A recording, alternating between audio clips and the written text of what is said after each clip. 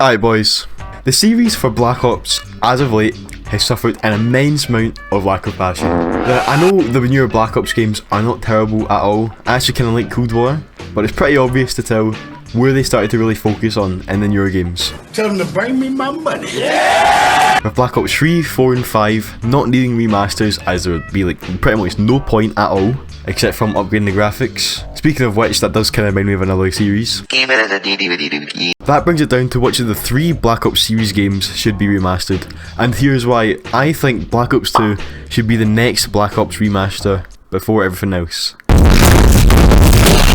This does not mean that I don't think Black Ops 1 or World at War don't deserve a remaster, as they 100% do, but this is just why I think Black Ops 2 should be prioritised over them instead. Just to let you know, this is completely opinion based, and if you disagree with it, fuck off. And if I did get something wrong, then eat a dick.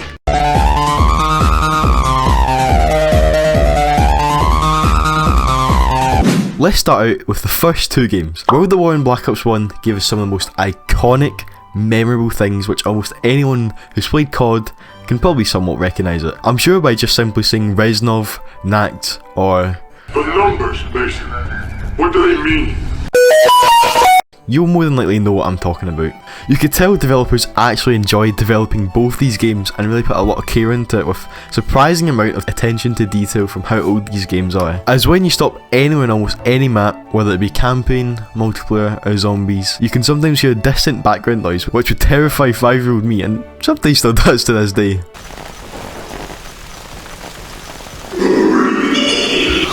World at War was also the game that added zombies to the Black Ops series, and as it was the first game to introduce zombies, as it was just a bonus game mode that was an experimental side project, it naturally came with a lot of bugs. But that game mode was unknowingly going to be one of the best choices they'd make, not just for them, but for us too. World at War also has 4 maps, with each one having near crucial parts in making zombies what it is today. Starting from the basic map, Toten, an abandoned airfield in Germany. This map introduced the famous mystery box and ray gun, 2 iconic staples in the franchise that would both go on to be in every single Black Ops game. You can actually go to Toten in one of the missions in the campaign too, which I found pretty cool. As to which, you could actually also go to Verrupt inside of the campaign too, an insane asylum which also introduced 2 different spawns, but for some reason they were never revisited again. I also think it's pretty neat how you can play in Verrupt and walk about inside the areas of Verrupt in the campaign, though that was actually the last zombie map they'd do that with, because of Shinonuma, a map in a swamp where one of the 115 meteors landed. This added the first proper wonder weapon, the Wonderwaffe, a fairly balanced weapon, crucial for Shinonuma high rounds. The World at War version of this map, however, is definitely the glitchiest map that ever existed in Black Ops Zombies. After a certain round, the zombies are insta-kill, and every single round has a spawn limit of round 24, so you could be on round 1000 and 24 zombies will only spawn that round. The Wonderwaffe was also really helpful for high rounds in Derice, a factory which was designed to manufacture and test heliports on those big ass robots you see from Origins.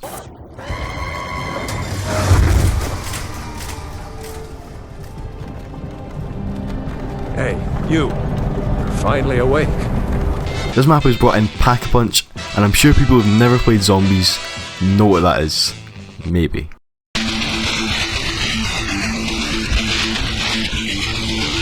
To be honest, I've personally never played World at War multiplayer online, so I literally have nothing to put here.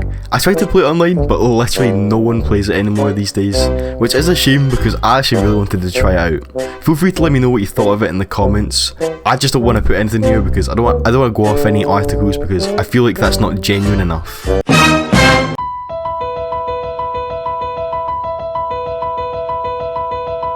I'm not going to delve deep into the storyline at all for World at War, as I'm saving that for a different video I already had planned. Wink wink. But what you need to know is that I'm pretty sure this is one of the only Black Ops story games that'll have you play as 2 different characters, with 2 different adventures, I guess you could say. I say that because in Black Ops 2 you play as Alex Mason and David Mason, but far times from each other. In World at War, 2 different people you play as are at the same time.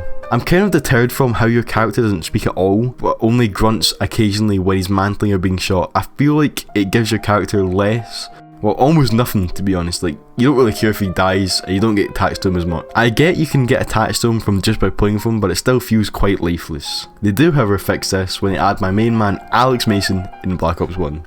Wait.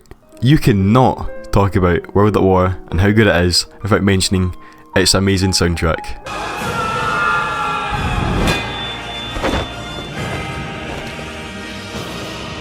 The honor should be yours.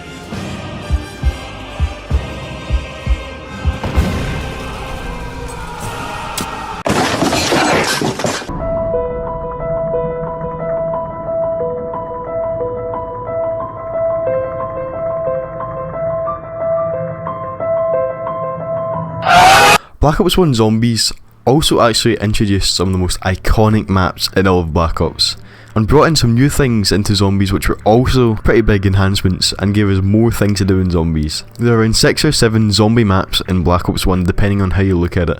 Starting from the first map, Kino der Toten. This map showed us a more integrated use for the teleporter and brought us in Mule Kick, and one of the best weapons in the game, arguably one of the most strongest in all of COD, is a Thunder Gun. And then we also got Dead Ops Arcade. 5 was a controversial map. Yes, it is really hard, and it has that little menace Yuri in it, but it also introduced the Winter's Howl, which doesn't even make a difference in the map. Next released was Ascension, which added monkeys and the Treyarch's most hated perk ever, PhD. One of the easiest maps in my opinion, other than Revelations of course, but still fun regardless. Then we have Call of the Dead, which I spent over an hour killing George Romero with the starting room weapons in the spawn room just on my recording to mess up, which I was not happy about. The second last map to be released was Shangri-La. Some say it's better in Black Ops 1 than on Black Ops 3, mainly because of PhD, and I'm not gonna lie, I see why. That fiery Frenchman is very annoying. The final map to be released was Moon.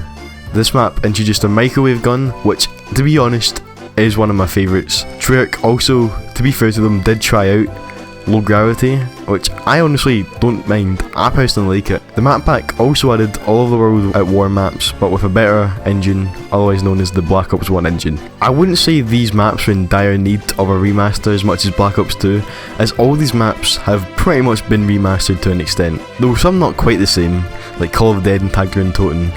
I'll explain why I think Black Ops 2 deserves it more after I explain multiplayer.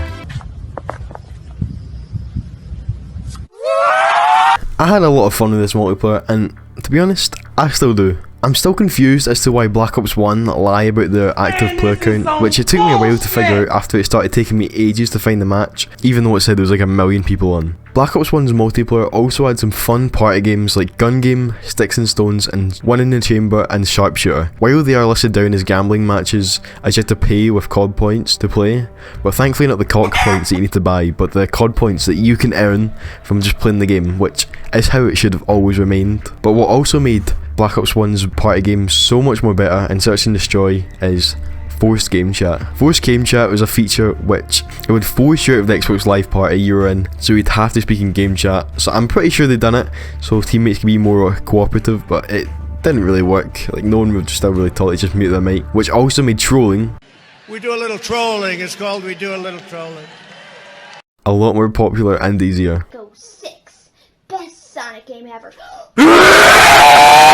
Now, some may argue that Black Ops 1 has one of the best campaigns. I can honestly understand where they're coming from, as I do personally love it myself, with characters that I grew liking to fast, and that can be hard to do when you're developing a new character in a game. The problem is with this, in my opinion, is that there's no alternative endings at the end. I know it's not important to have that, but I think that adds a really good level of replayability, making you want to go through many different old missions, making different options unique to the last, which have a noticeable effect on the end cutscene. Yes, the Black Ops 1 campaign is really replayable, I do agree with that, but every time you replay it, you go in knowing everything that's going to happen, not seeing if there's anything you can do to change the outcome. But when you have a campaign like Black Ops 2, that it's possible to change the end cutscene depending on even just how fast you get to somewhere, it really does seem a bit better. Now, let's get into why we're truly all here. Black Ops 2.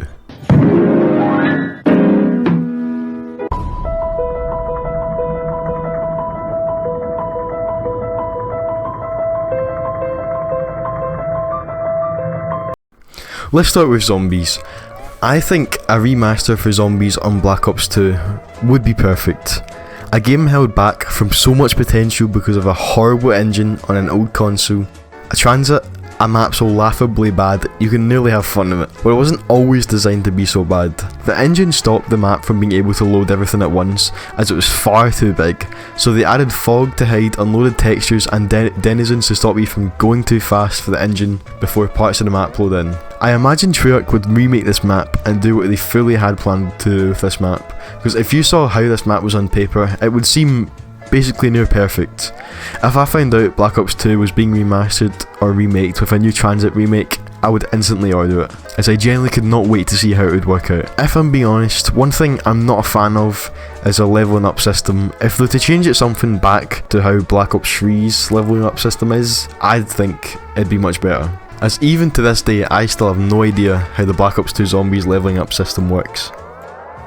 Hey fellas, knock off all that high society crap and play some of this! 1, 2, 3, 4!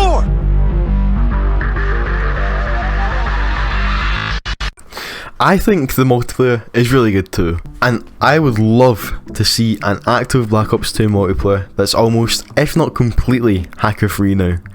Black Ops 2 multiplayer was so fun with all the party games and the replayability it gives us from wanting to grind for camos, leveling up, calling cards, challenges, etc. It's just endless. All of which were really rewarding, like going for gold weapons and a class gives us a sick looking diamond camo. Not to mention the forced game chat has also had making game modes like gun game so much funner, and hearing game chat is always a good way to make your day. I think the bad sound of voice chat makes it funnier, but a better sounding game chat would still be an amazing upgrade. And as soon as I walked through the second door, I heard the voice of Jesus say, The numbers, Mason.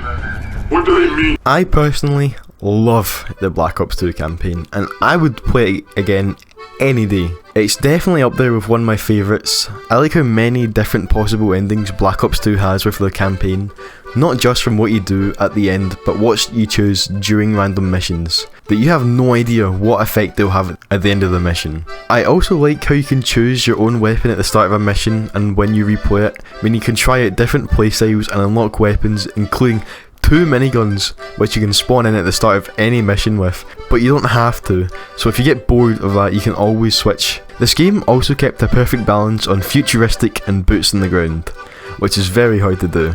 No matter how many times I play this campaign, I will always want to get the ending where I save Mason. The cutscene at the end of it is literally perfect. I'm not going to go far into this story as I'm saving that for a separate video like the other 2 games, but I feel like I've said what I need to say for this campaign. Anyways lads, that's going to be it for today's video. I do hope you really did enjoy, and I am trying to hit 1,000 subscribers by the end of the year, and I can't do it without yous. So if you do want to help me do that and you haven't already subscribed, please do consider subscribing and like the video too, as it will help me to make more videos in the future. If I did get anything wrong in this video, please do let me know, but until then, thank you guys so much for watching, and I'll see you guys in the next one.